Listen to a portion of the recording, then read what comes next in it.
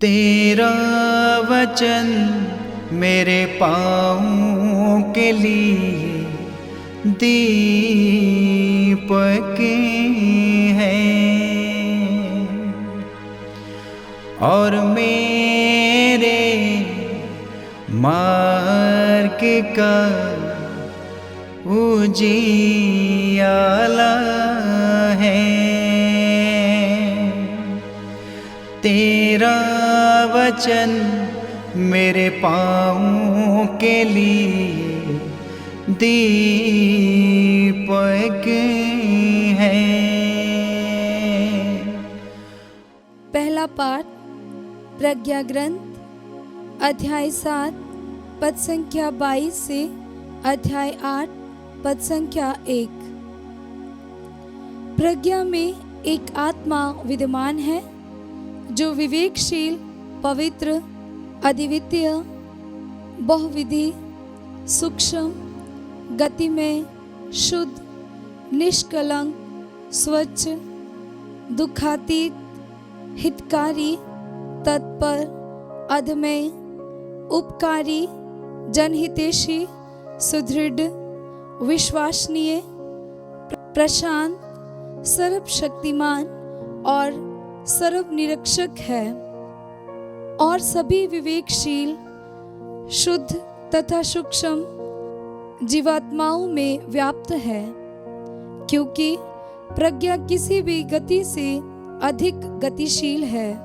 वह इतनी परिशुद्ध है कि वह सब कुछ में प्रवेश कर जाती और व्याप्त रहती है।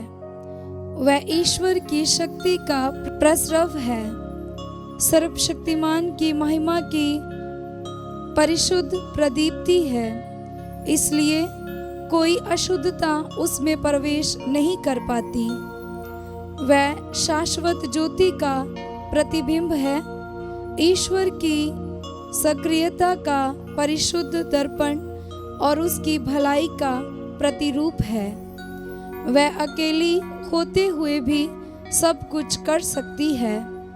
वह अपरिवर्तनीय होते हुए भी सब कुछ को नवीन बनाती रहती है।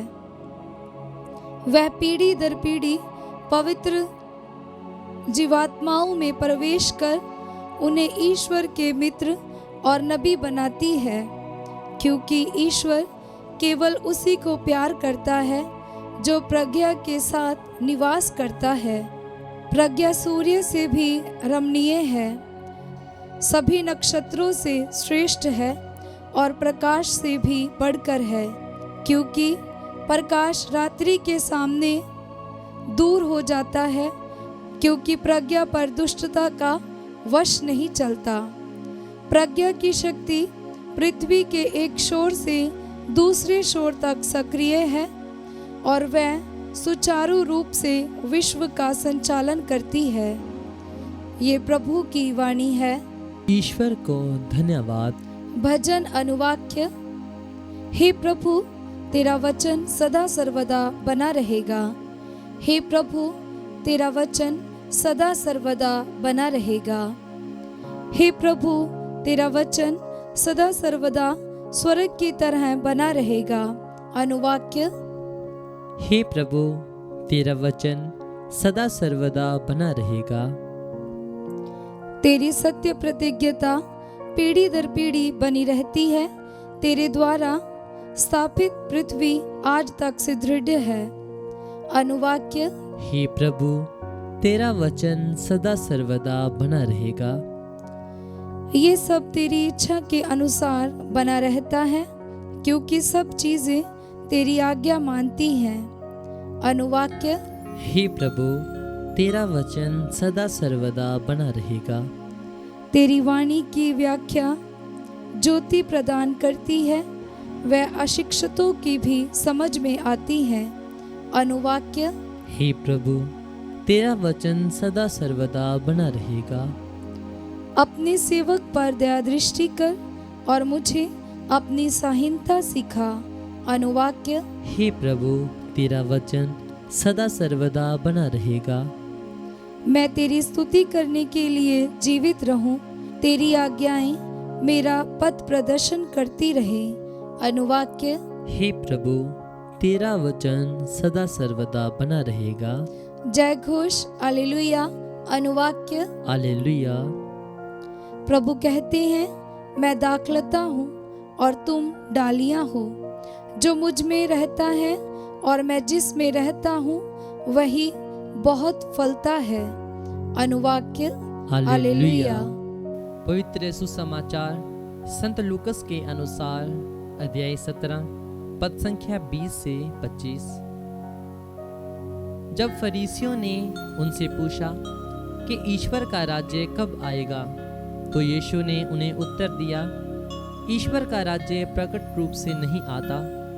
लोग नहीं कह सकेंगे, देखो वह यहाँ है, अथवा देखो वह वहाँ है, क्योंकि ईश्वर का राज्य तुम्हारे ही बीच है। यीशु ने अपने शिष्यों से कहा, ऐसा समय आएगा जब तुम मानव पुत्र को एक दिन भी देखना चाहोगे, किंतु उसे नहीं देख पाओगे। लोग तुमसे कहेंगे, देखो वह यहाँ है, अथवा देखो वह वहाँ है, तो तुम उधर नहीं जाना, उनके पीछे नहीं दौड़ना, क्योंकि जैसे बिजली आकाश के एक शोर से निकलकर दूसरे शोर तक चमकती है, वैसे ही मानव पुत्र अपने दिन प्रकट होगा। परंतु पहले उसे बहुत दुख सहना और इस पीढ़ी द्वारा ठुकराया जाना है।